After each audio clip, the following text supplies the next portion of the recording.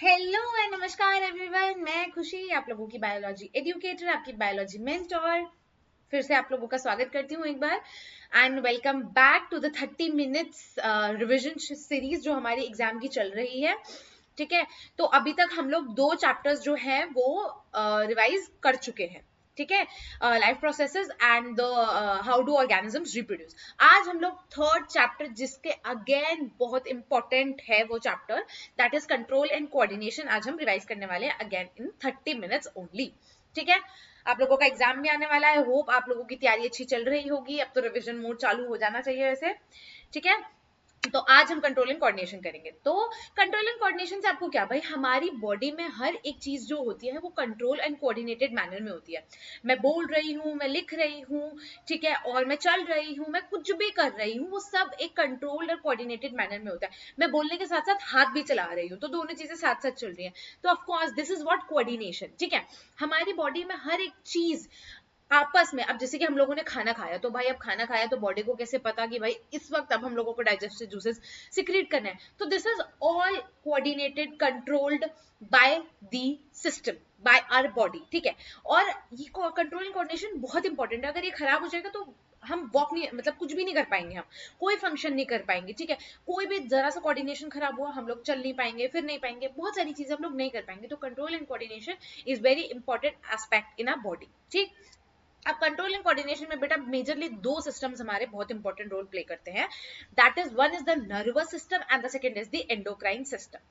ठीक है, हमारा एक कौन सा है, एक है हमारा नर्वस सिस्टम और एक है एंडोक्राइन सिस्टम। एंडोक्राइन सिस्टम को हम नर्वस सिस्टम के बाद समझेंगे। ठीक है, ये दोनों हमारे सबसे इंपॉर्टेंट रोल प्ले करते हैं। नर्वस सिस्टम में जनरली सेंट्रल नर्वस सिस्टम, जिसमें हमारे brain, spinal cord, peripheral nervous system और हमारे ये जो हमारी नर्व्स वगैरह हैं, ये सारी चीजें हमारी नर्वस सिस्टम में आती है। ठीक है, अब जब मैं नर्वस सिस्टम की बेटा बात करती हूँ, तो नर्वस सिस्टम में हमारा क्या है, मेजर 3 फंक्शंस होते हैं इसका। एक तो रिसीव करना, किसको रिसीव करना, इंफॉर्मेशन को रिसीव करना जो कि हमारे इन्वायरमेंट से आ रही है। ठीक है, अब उस इंफॉर्मेशन को हमारे हर एक बॉडी पार्ट तक पहुंचाना। ठीक, यानी कि हमारी बॉडी में उस इंफॉर्मेशन को प्रोसेस करना।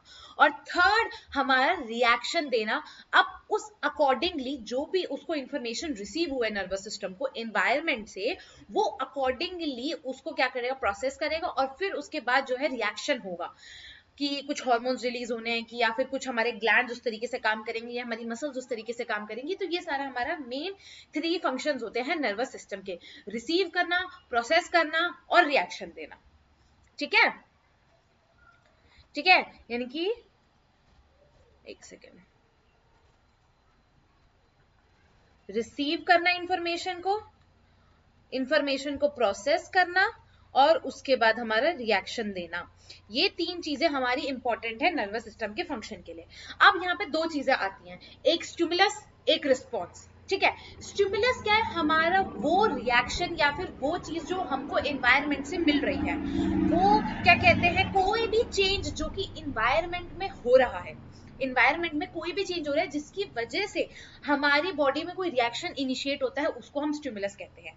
ठीक है, जैसे कि हम किसी भी हॉट प्लेट को जब टच करते हैं, तो वो हमारी बॉडी को स्टिमुलस दे रहा है कि भाई ये हॉट है, तो वो हॉट प्लेट क्या होगी, वो स्टिमुलस होगी। उसके अलावा दूसरी चीज क्या होती है, रिस्पॉन्स। सबसे पहले तो हो गया हमारा स्टिमुलस,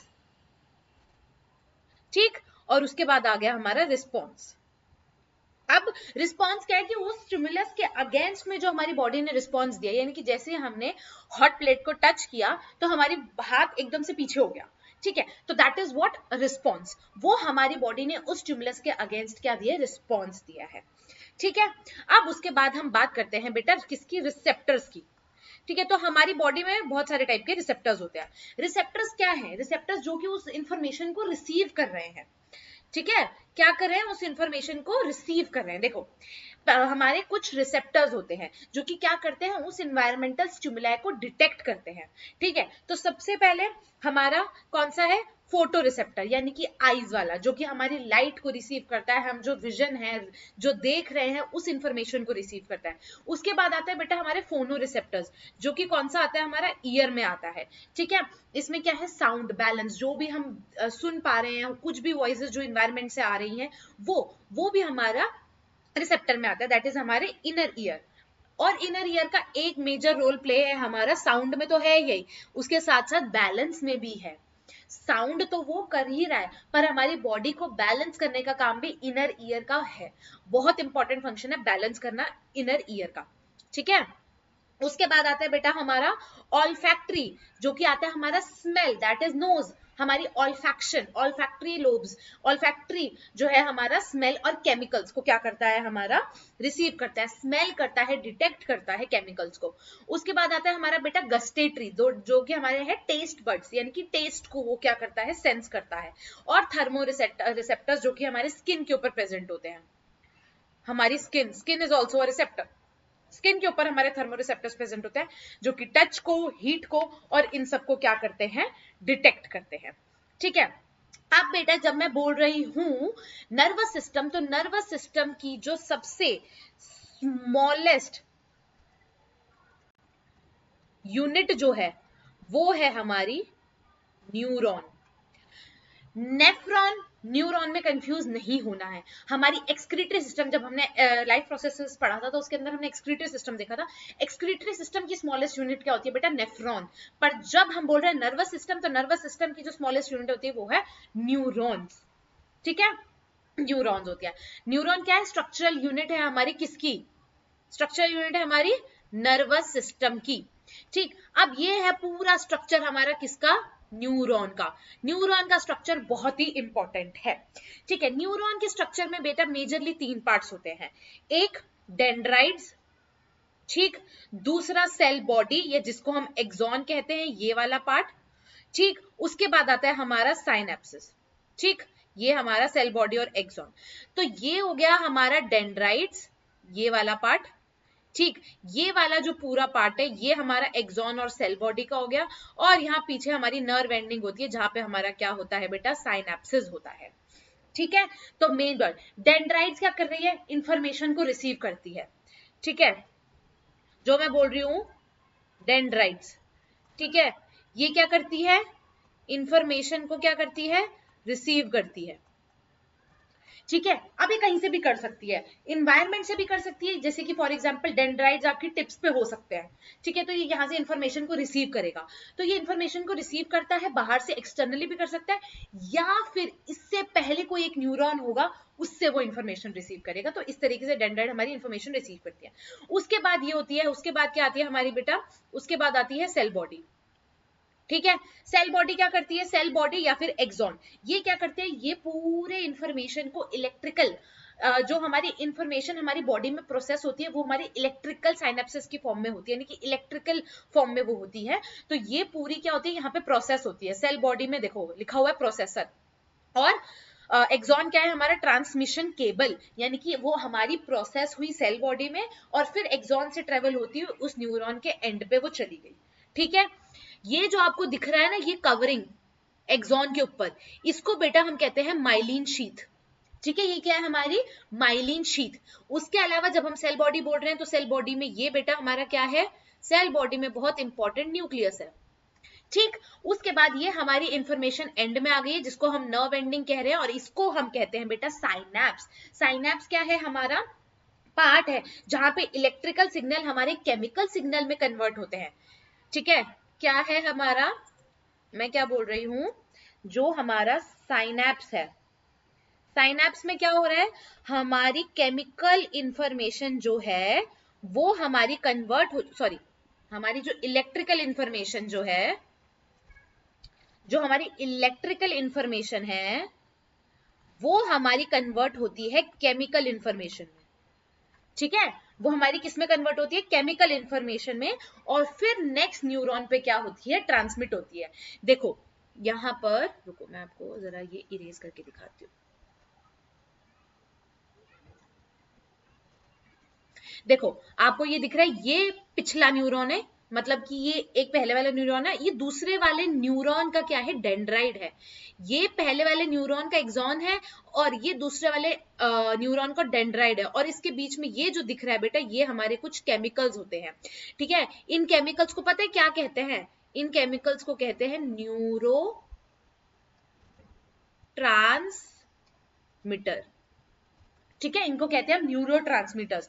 दो न्यूरॉन्स के बीच में जो इंफॉर्मेशन हुई है, यहां से हमारी इलेक्ट्रिकल इंफॉर्मेशन आई और यहां पर आके कुछ केमिकल्स में वो बदल गई और ये केमिकल्स हमारे इस साइनेप्सिस से रिलीज होकर यहाँ आ गए और अब ये जो है हमारे अगले न्यूरॉन में ट्रैवल करेंगे। ठीक है, और फिर यहाँ से फिर से इलेक्ट्रिकल सिग्नल जनरेट होंगे, फिर वो पूरे न्यूरॉन में ट्रैवल करेंगे और फिर में एंड में केमिकल एनर्जी। इस तरीके से हमारा जो है वो न्यूरॉन काम करता है। तो साइनेप्स क्या है? पॉइंट ऑफ कॉन्टैक्ट है between the terminal branch of axon of the one neuron and the dendrite of the another neuron। मैंने आपको बोला कि ये हमारा क्या है, हमारा टर्मिनल ब्रांच है एक्सॉन का और ये हमारा डेंड्राइड है एक और न्यूरॉन का। तो इन दोनों के बीच के इनको कनेक्शन को हम क्या कह रहे हैं? साइनेप्स कह रहे हैं। ठीक, यही हमारा सिंपल क्या है, न्यूरॉन और न्यूरॉन का स्ट्रक्चर, और इस तरीके से न्यूरॉन काम करता है। इसके बाद बात करते हैं बेटा हम एक रिफ्लेक्स आर्क की। रिफ्लेक्स आर्क क्या है? एक हमारा क्विक, एक सडन क्या है, रिस्पॉन्स है जो कि बॉडी जो जनरेट करिए अगेंस्ट अ स्टिमुलाई। एक स्टिमुलाई के अगेंस्ट बॉडी एक फटाफट सा, एक क्विक सा, एक सडन सा, इमीडिएट सा क्या कर रही है, कुछ रिएक्शन जनरेट कर रही है, उसको हम क्या कह रहे हैं? रिफ्लेक्स आर्क कह रहे हैं। जो कि सबसे कहां से निकलता है बेटा? रिफ्लेक्स आर्क निकलता है हमारा स्पाइनल कॉर्ड से और ना कि ब्रेन से। हमारा रिफ्लेक्स जो आर्क है, रिफ्लेक्स एक्शन है, वो हमारा स्पाइनल कॉर्ड से रिलेटेड है, वो स्पाइनल कॉर्ड से निकलता है, ना कि ब्रेन से। ये याद रखने वाली बात है। ठीक है, तो इसको हम क्या कह रहे हैं? रिफ्लेक्स एक्शन कह दे रहे हैं। ठीक है, रिफ्लेक्स आर्क की बात करें तो ये जो पूरा पाथवे है, ये जो पूरा पाथवे इसमें जो आपको दिख रहा है डायग्राम में, ये हमारा पूरा पाथवे जो है ये हमारा रिफ्लेक्स आर्क का है, जिससे हमारा जो इंपल्सेस हैं वो हमारी पास हो रही है, उसको हम रिफ्लेक्स आर्क कह रहे हैं। ठीक है, ठीक। तो फॉर एग्जाम्पल अब जैसे कि क्या हुआ, हमारा स्टिमुलस आया, यहाँ पे क्या दिख रहा है? हीट। हमको हीट मिली। अब हीट ने क्या किया, यहाँ पर क्या है, हमारे रिसेप्टर्स ऑर्गन है, जैसे कि यहाँ पर कौन से हमारे स्किन के रिसेप्टर्स जो है हमारे, जो कि थर्मो या हीट वाले जो रिसेप्टर्स है, उसने क्या किया, हीट को डिटेक्ट किया कि हमने कोई भी हॉट प्लेट को टच किया। उसके बाद यहाँ पे क्या थे, हमारे सेंसरी नर्व्स थी। ये देखो, ये सेंसरी न्यूरॉन्स, ये सेंसरी न्यूरॉन्स क्या कर रही है, इस इंफॉर्मेशन को लेके जा रही है कहां तक? स्पाइनल कॉर्ड तक। ठीक है, यहाँ पे बीच में स्पाइनल कॉर्ड तक वो इंफॉर्मेशन जा रही है। फिर स्पाइनल कॉर्ड से वो क्या कर रही है, हमारी मोटर न्यूरॉन से वो होती हुई क्या कह रहे हैं, हमारी मसल में आती है। जैसे कि फॉर एग्जांपल यहाँ पर सेंसरी है। ठीक है, मैं आपको इसमें नहीं, इस डायग्राम में नहीं, आपको लिख के दिखाती हूँ। देखो, सबसे पहले हमारा यहाँ पे क्या जनरेट हुआ? स्टिमुलस। स्टिमुलस जनरेट हुआ, स्टिमुलस। ठीक है, हमारा क्या जनरेट हुआ? स्टिमुलस जनरेट हुआ। अब स्टिमुलस के बाद क्या हुआ, हमारे रिसेप्टर ऑर्गन ने स्टिमुलस लिया। ठीक है, रिसेप्टर ऑर्गन ने स्टिमुलस लिया। अब यहां से सेंसरी नर्व से होते हुए, कौन सी नर्व से? सेंसरी नर्व्स से होते हुए ये हमारा पहुंचेगा कहां पर? स्पाइनल कॉर्ड में बेटा। ठीक है, अब स्पाइनल कॉर्ड से हमारी क्या आएंगी? Motor neurons. Sensory neuron senses को लेके जाती है और मोटर नर्व्स एक्शन को लेके आती है। तो अब यहां से स्पाइनल कॉर्ड से मोटर नर्व्स निकलेंगी। अब जो हमारा इफेक्टर ऑर्गन है, इफेक्टर ऑर्गन कौन सा, जहां पे हमारा एक्शन दिखेगा, वो क्या है? मसल्स। ठीक है, मसल्स में जाके हमारा मोटर न्यूरॉन इंफॉर्मेशन लेके जाएगी और हमारा रिस्पॉन्स जनरेट करेगी। और रिस्पॉन्स क्या है हमारा? Withdrawal of hand, withdrawal of hand. ठीक है, तो इस तरीके से ये हमारा पूरा रिफ्लेक्स आर्क है, पूरा रिफ्लेक्स एक्शन का क्या है? फ्लो है।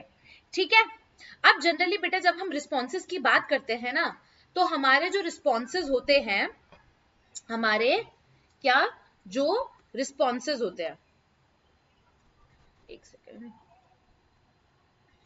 ठीक, हमारे जो रिस्पॉन्सेस होते हैं वो जनरली किस टाइप के होते हैं? 3 टाइप के होते हैं रिस्पॉन्सेस। एक वॉलेंटरी, ठीक है, एक इनवॉलेंटरी और एक रिफ्लेक्स एक्शन। अगर मैं वॉलेंटरी की बात करूं तो वो हमारा कंट्रोल्ड होता है बाय द फोर ब्रेन, जैसे कि जो हमारे कंट्रोल में है, लिखना, बोलना, चलना, ये सब वॉलेंट्री एक्शन है, ये हमारे काम, ये हमारे कंट्रोल में। इनवॉलेंट्री हमारे कंट्रोल में नहीं होते, जैसे कि डाइजेशन, जैसे कि हार्ट बीट, जैसे कि कोई भी इंटरनल बॉडी का काम करना जो कि हमारे कंट्रोल में नहीं है, वो इनवॉलेंट्री में आता है, वो कि जो कि मिड ब्रेन और हैंड ब्रेन कंट्रोल करते हैं। उसके बाद एक हमने पढ़ा रिफ्लेक्स एक्शन, जो कि हमारा क्या है, एक कंट्रोल्ड होता है स्पाइनल कॉर्ड से, और वो भी एकदम इमीडिएट रिएक्शन होता है। ठीक है, तो ये 3 टाइप के हमारे रिएक्शंस होते हैं। अब आते हैं जरा हम ह्यूमन नर्वस सिस्टम में। ह्यूमन नर्वस सिस्टम में बेटा जनरली, ठीक है, अगर मैं बात कर रही हूं ह्यूमन नर्वस सिस्टम की, तो ह्यूमन नर्वस सिस्टम में जनरली हमारे बेटा 3 पार्ट्स है। एक सीएनएस, दैट इज हमारी क्या कहते हैं सेंट्रल नर्वस सिस्टम, एक पीएनएस, और उसके बाद एक हमारा ANS, that is autonomic nervous system. CNS central nervous system, जिसमें हमारे जनरली ब्रेन और स्पाइनल कॉर्ड आता है। ब्रेन में 4 part, fore brain, mid brain, hind brain, ये अभी हम आगे पढ़ेंगे। पेरिफेरल नर्वस सिस्टम में, पेरिफेरल नर्वस सिस्टम में हमारी क्या आती है बेटा, क्रेनियल नर्व्स और spinal nerves. Cranial nerves cranium यानी कि ब्रेन, ब्रेन से निकलती है। स्पाइनल नर्व्स स्पाइनल कॉर्ड से निकलती है। और उसके अलावा हमारा ऑटोनॉमिक नर्वस सिस्टम में आता है सिंपैथेटिक नर्वस सिस्टम और पैरासिम्पैथेटिक नर्वस सिस्टम। ठीक है, ये 3 चीजें हो गई। इसके बाद आते हैं हम ह्यूमन ब्रेन पे। ह्यूमन ब्रेन की अगर बेटा हम बात करें तो मेजरली तीन मेजर ह्यूमन ब्रेन के पार्ट्स होते हैं, फोर ब्रेन, मिड ब्रेन और हाइंड ब्रेन। ठीक है, अगर मैं ब्रेन की बात करूं तो ब्रेन जो है वो एक हार्ड बोन आउटर शेल से कवर्ड होता है, जिसको हम क्रेनियम कहते हैं, जो कि स्कल है। ठीक है, हमारी कुछ ट्रिपल लेयर मेम्ब्रेन की प्रोटेक्शन भी होती है। क्रेनियम जो हो गया वो तो भाई हमारा हार्ड पार्ट हो गया, बाहर वाला, बोन वाला। उसके अंदर भी कुछ ट्रिपल लेयर मेम्ब्रेन्स होती है, ठीक है, जो कि हमारी अगेन वो प्रोटेक्शन के लिए होती है। और उसके बाद एक सेरिब्रोस्पाइनल फ्लूइड सीएसएफ भी फिल्ड होता है, जो कि हाइड्रोलिक शॉक एब्जॉर्बर होता है। तो जनरली फ्लूइड आपको बॉडी के हर पार्ट में मिलेगा, हर एक मेजर बॉडी के जो ऑर्गन्स है उसके आसपास आपको फ्लूइड मिलेगा। इवन लंग्स के आसपास भी एक हमारा फ्लूइड होता है। ठीक है, हमारे ईयर में भी फ्लूइड होता है, हमारे ब्रेन के आसपास भी एक फ्लूइड है, सेरिब्रोस्पाइनल फ्लूइड, जो कि क्या है, हमारा एक शॉक एब्जॉर्बर है। तो ये हमारी 3 मेन चीजें हो गई। उसके अलावा अगर हम बेटा फोर ब्रेन की बात करते हैं सबसे पहले, ठीक है, फोर ब्रेन और हैंड ब्रेन की बात करते हैं, तो फोर ब्रेन और हैंड ब्रेन क्या करते हैं, हमारा वॉलेंटरी एक्शन और सेंसरी रिले, ठीक है, को कंट्रोल करता है। अगर मैं वॉलेंटरी की बात करूं तो वॉलेंटरी जो हम खुद कंट्रोल कर सकते हैं वो हमारे वॉलेंटरी एक्शंस होते हैं। उसके अलावा जो सेंसरी रिले होता है, सेंसस को जो, ठीक है, तो अगर मैं बात करूं फोर ब्रेन की, तो ये सबसे कॉम्प्लेक्स पार्ट होता है। फोर ब्रेन क्या है, हमारा सबसे कॉम्प्लेक्स पार्ट होता है। उसके अलावा उसके बाद ये क्या है, हमारा सेरिब्रम, ठीक है, इसमें एक स्पेशलाइज्ड पार्ट होता है ब्रेन का, जिसको हम सेरिब्रम कहते हैं, फोर ब्रेन जो होता है। ठीक है, देखो सेरिब्रम ये हमारा स्पेशलाइज्ड पार्ट होता है। ठीक, तो ये हो गया हमारा फोर ब्रेन। फोर ब्रेन के अंदर फंक्शंस की बात करें तो ये थिंकिंग यूनिट है, हमारा सारा सोचने वोचने का काम, मेमोरी, लर्निंग, इंटेलिजेंस सब फोर ब्रेन से होता है। वॉलेंटरी कंट्रोल, कॉन्शियस मूवमेंट, बोलना, लिखना, चलना, ये सब। हाइपोथैलेमस एक रेगुलेशन है of hunger and basic drives. Hypothalamus एक हमारा ग्लैंड है या एक पार्ट है, जो कि हमारा मेजर पार्ट है हाइपोथैलेमस, किसका, एंडोक्राइन सिस्टम का। ठीक है, उसके अलावा सेंटर एसोसिएटेड है विद हंगर, हंगर वाला भी इंपॉर्टेंट पार्ट है। ठीक, और उसके अलावा ये हमारा सेंसरी, जो सेंसरी रिले जो यहाँ लिखा है, यानी कि ये हमारा मेजर क्या करता है, सेंसरी इंपल्सेस को क्या करता है, रिसीव करता है। सेंसरी इंपल्सेस को क्या करता है, रिसीव करता है। तो ये हमारा फोर ब्रेन के फंक्शंस हो गए, thinking, control of the voluntary actions, memory, hunger, hypothalamus क्योंकि यहाँ पे प्रेजेंट है, और उसके अलावा हमारा सेंसरी जो इंपल्सेस है उनको जनरेट करता है, उनको रिसीव करता है, बॉडी पार्ट्स को इंटीग्रेट करता है। उसके बाद आते हैं बेटा हम मिड ब्रेन पे, जो कि ब्रिज है, फोर ब्रेन और हैंड ब्रेन के बीच का क्या है, ब्रिज है। इसमें हमारा क्या आता है, हाइपोथैलेमस और पिट्यूटरी ग्लैंड हमारा मिड ब्रेन का पार्ट है। ठीक है, हाइपोथैलेमस जो है वो हमारा मिड ब्रेन का पार्ट है, फोर ब्रेन का नहीं। ठीक, तो हाइपोथैलेमस जब मैं बोल रही हूं तो ये हमारा हाइपोथैलेमस, और यहाँ पे आता है बेटा हमारा पिट्यूटरी ग्लैंड, ये अभी हम एंडोक्राइन में पढ़ेंगे। ठीक है, प्यूटिटरी ग्लैंड, प्यूटिटरी ग्लैंड और हाइपोथैलेमस हमारा मिड ब्रेन का पार्ट होता है। और ये सारा जो केमिकल कोऑर्डिनेशन जितना हमारी बॉडी में चलता है वो हाइपोथैलेमस और प्यूटिटरी मिलके कंट्रोल करते हैं। सारे हार्मोन्स प्यूटिटरी से निकलते हैं। तो जो रिफ्लेक्सेस है, involuntary control of pupil size and auditory reflexes, ये सब भी हमारा मिड ब्रेन का पार्ट है। तो मिड ब्रेन जनरली क्या है, एक ब्रिज है फोर ब्रेन और हैंड ब्रेन के बीच में। हाइपोथैलेमस प्यूटिटरी यहाँ पे प्रेजेंट होते हैं। कहीं पे आपको मिलेगा कई बुक्स में कि फोर ब्रेन में होता है, कहीं पे आपको मिलेगा मिड ब्रेन में होता है, पर जो मेजर पार्ट होता है वो बेटा हमारा मिड ब्रेन में होता है। ठीक है, और उसके अलावा क्या है हमारा, ये क्या करता है, हमारा सारे हार्मोन्स और इन सबको सिक्रीट करने के अलावा इनवॉलेंटरी कंट्रोल भी ये करता है हमारा। ठीक, ये हो गया हमारा फोर ब्रेन और मिड ब्रेन। उसके बाद आ जाता है हाइंड ब्रेन, जो कि प्राइमल ऑपरेटिंग सिस्टम है, यानी कि ये सारे इनवॉलेंटरी एक्शंस को कंट्रोल करता है। सारे इनवॉलेंटरी एक्शंस को क्या करता है, कंट्रोल करता है, जो कि हमारे कंट्रोल में नहीं होते। ठीक, इसमें हमारे क्या है, सेरिबेलम, 3 मेजर पार्ट है, सेरिबेलम, मेड्यूला एंड पॉन्स, ये हमारे 3 मेजर पार्ट है।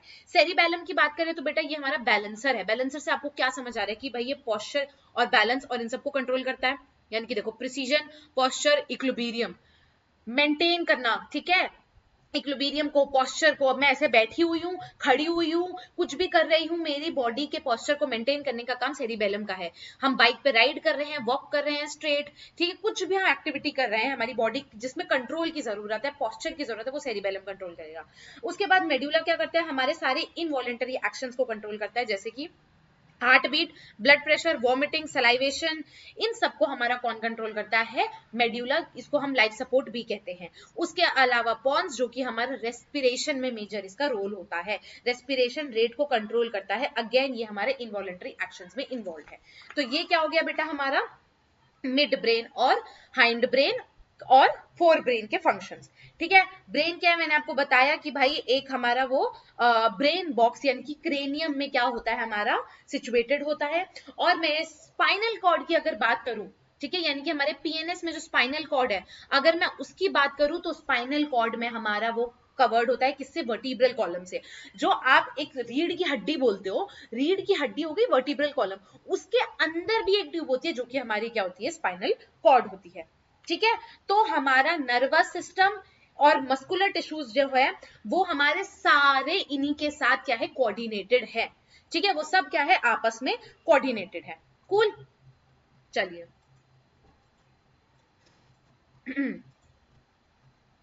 ठीक है, चलो अब इसके बाद हम देखते हैं क्या, एंडोक्राइन सिस्टम।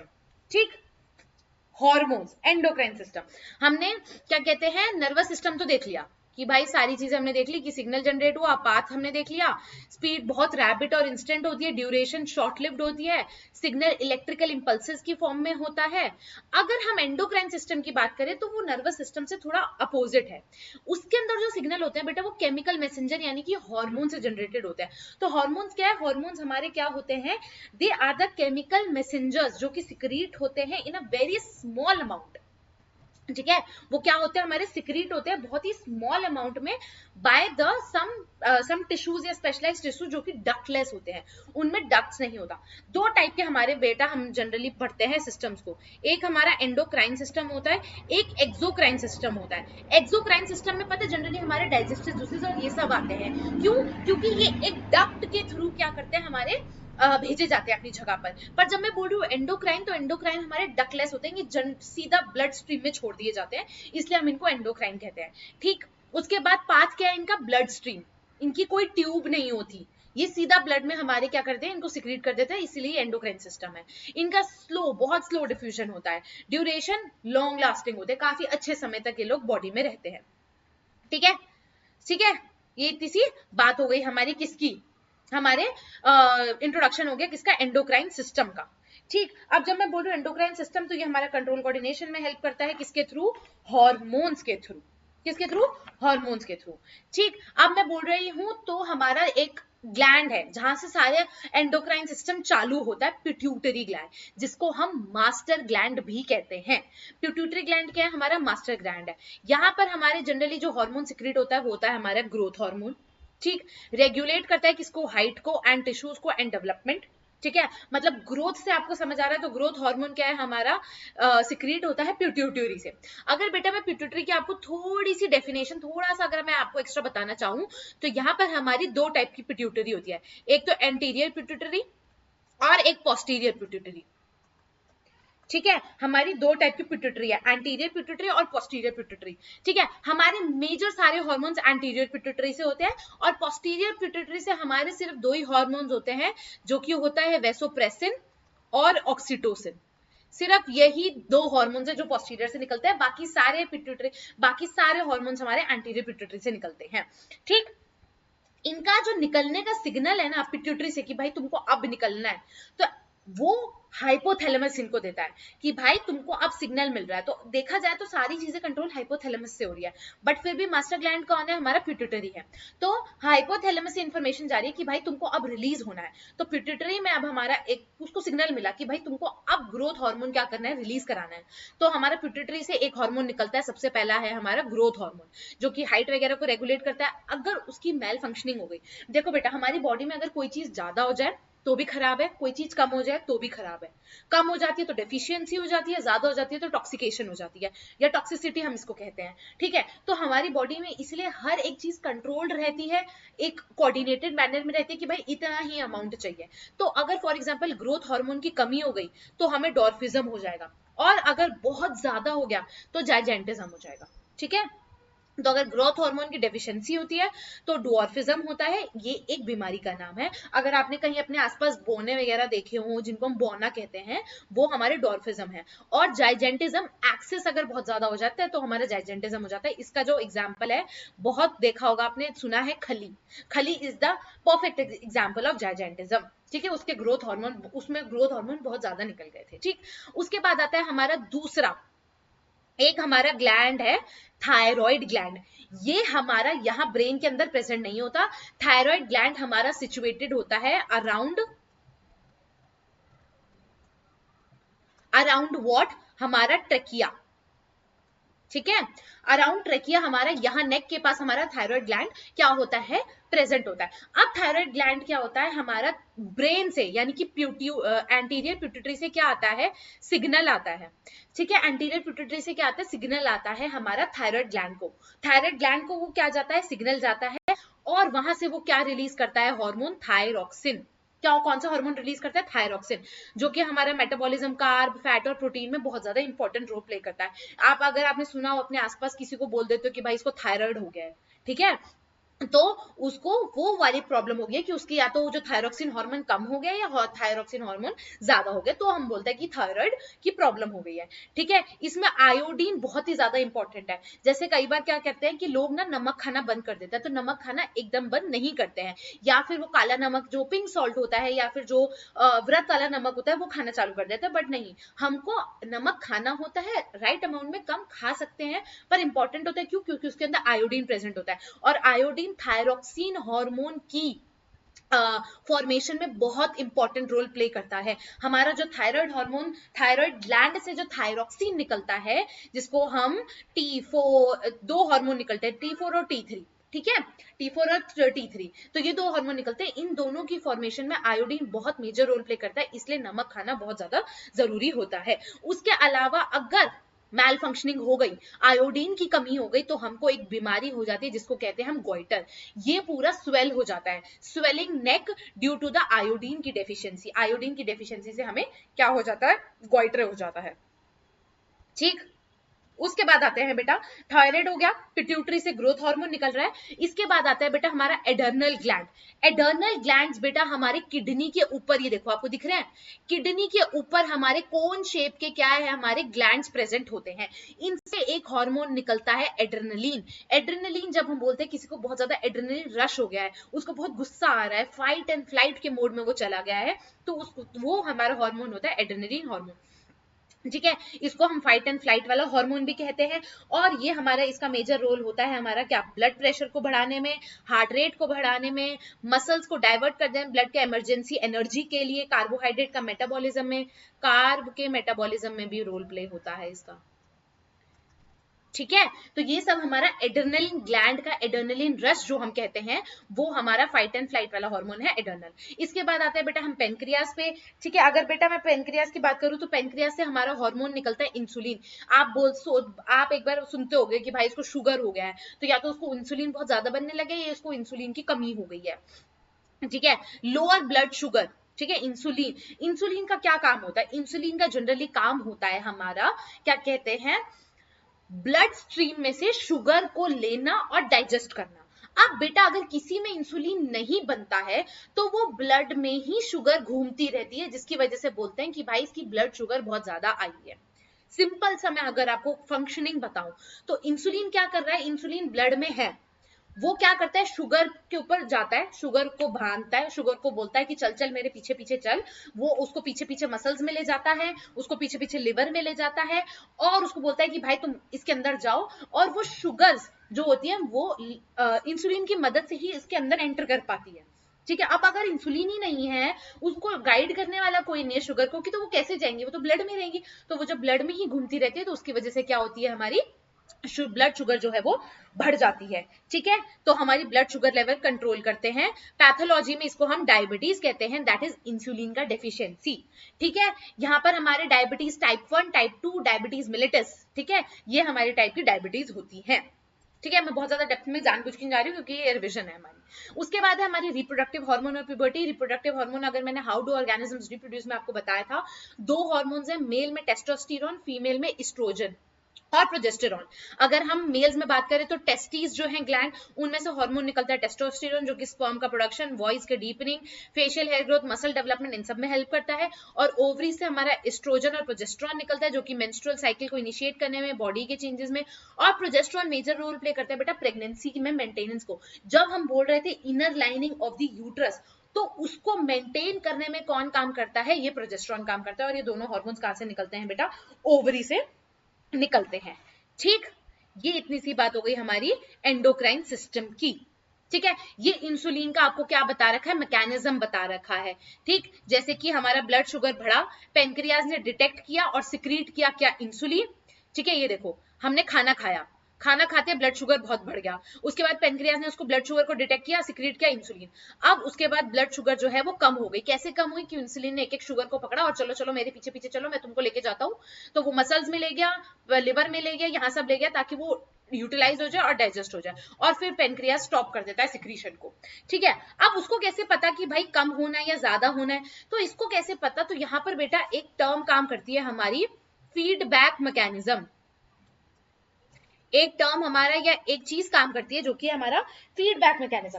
फीडबैक मैकेनिज्म में क्या है हमारे, कि वो हार्मोन जो कि सिक्रीट हुए हैं फ्रॉम द ग्लैंड्स, ठीक है, या फ्रॉम द पिट्यूटरी, तो ये जो हमारे जो ग्लैंड्स से या कुछ भी हार्मोन जो सिक्रीट हुए हैं, वो उनका एकदम प्रिसाइज क्वांटिटी, कि भाई इसी क्वांटिटी में वो निकलेंगे, कब उनको निकलना है, कब उनको रुकना है, ये सब हमारा क्या होता है, हमारा किस टाइम निकलना है, ये सब हमारा कौन कंट्रोल करता है, फीडबैक मैकेनिज्म। अगर कहीं आपको किसी हार्मोन के आगे अगर पॉजिटिव साइन दिख जाए, कि जैसे फॉर एग्जांपल इंसुलिन जाके एक्टिवेट कर दिया किसको, फॉर एग्जांपल पेनक्रियाज को, ठीक है, तो ये इसको एक्टिवेट कर दे रहा है, और पेनक्रियाज ने इंसुलिन को कम कर दिया, तो यहाँ पर आ जाता है नेगेटिव। तो ये पॉजिटिव नेगेटिव साइन जनरली हमारे फीडबैक मैकेनिज्म में काम करते हैं। ठीक, ये हमारा हो गया एंडोक्राइन सिस्टम। अब जरा हम प्लांट के सिस्टम पे पढ़ लेते हैं, क्योंकि प्लांट में भी तो कोऑर्डिनेशन होता है। तो बेटा अगर हम बात करें तो प्लांट की, ठीक है, तो सबसे पहले एक दो टाइप की मूवमेंट्स हमारे प्लांट में जनरली देखी जाती है, नेस्टिक मूवमेंट, ट्रॉपिक मूवमेंट। अगर हम नेस्टिक मूवमेंट की बात करें तो ये ग्रोथ इंडिपेंडेंट होती है, फास्ट होती है, रिवर्सिबल होती है। ठीक है, इसमें हमारा ट्रिगर प्रेशर चेंज होता है। ठीक, अगर मैं बोल रही हूँ एग्जाम्पल, तो एग्जाम्पल में हमारे कुछ टच मी नॉट प्लांट्स हैं। ठीक है, हमारा अगर आपने देखा हो तो उसको जैसे टच करते हैं तो वो एकदम सिकुड़ जाता है, तो वो टच मी नॉट प्लांट्स है, ये नेस्टिक मूवमेंट है। दिस इज नॉट कि उसको बस टच किया, इससे ग्रोथ का कोई लेना देना नहीं है। अगर बेटा हम ट्रॉपिक मूवमेंट की बात करें तो ये ग्रोथ डिपेंडेंट होती है, स्लो होती है, डायरेक्शनल होती है। ट्रॉपिक मूवमेंट में एक हमारा आता है कौन सा, फोटोट्रॉपिज्म, यानी कि सनलाइट, जिस तरफ सनलाइट होगी वो उस तरफ ग्रो करेगा। कीमोट्रॉपिज्म, केमिकल, जिस साइड केमिकल होगा तो वो हमारा क्या कहते हैं, केमिकल सिग्नल गाइडेंस उनको देगा, जैसे कि पोलन ट्यूब का ग्रोथ, ठीक है, वो हमारा केमिकल में आता है। उसके बाद फोटोट्रॉपिज्म का ग्रोथ टुवर्ड्स लाइट, ठीक है। उसके बाद आता है हमारा जियोट्रॉपिज्म, यानी कि हमारा अर्थ, जियो मीन्स अर्थ, तो अर्थ के जो हमारा क्या कहते हैं साथ में जो ग्रोथ हो रही है वो हमारी होती है। जैसे कि जो शूट ग्रो करता है away from the cavity, negative geotropism, क्योंकि जो हमारा शूट है ऊपर वाला जो पार्ट होता है, ये वाला जो पार्ट होता है, ये अगेंस्ट द ग्रेविटी ग्रो करता है, ये नेगेटिव जियोट्रॉपिज्म है। जो रूट सिस्टम है वो हमारा विद द ग्रेविटी ग्रो करता है, तो ये हमारा पॉजिटिव जियोट्रॉपिज्म है। ठीक है, उसके बाद आता है हमारा hydrotropism, roots grow towards water, जो कि हमारा है अगेन कौन सा, हाइड्रोट्रॉपिज्म। ठीक है, ठीक। अगर हम फाइटो हॉर्मोन्स की बात करें तो हमारे प्लांट के अंदर भी बेटा कुछ हॉर्मोन्स होते हैं जो कि उनकी ग्रोथ में बहुत ज्यादा हेल्प करते हैं। सबसे पहले है हमारा ऑक्सिन, जो कि शूट टिप में जनरली प्रेजेंट होता है। सेल की एलोंगेशन में, फोटोट्रोपिज्म में हमारा ऑक्सिन का काम होता है। ये सब हमारे मेजरली बेटा ग्रोथ हॉर्मोन्स ही होते हैं।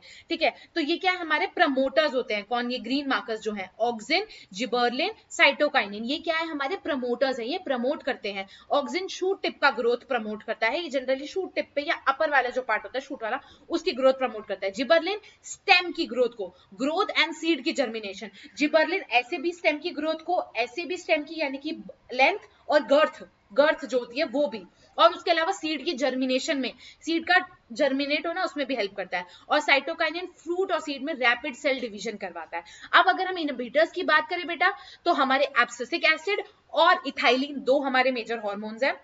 एक एब्सिसिक एसिड लीफ में जो कि ग्रोथ स्टॉप करता है, विल्टिंग करता है, स्ट्रेस रिस्पॉन्स है। और इथाइलिन की बात करें तो वो हमारे जनरली फ्रूट में होता है, एक गैस हार्मोन है, ट्रिगर करता है राइपनिंग को।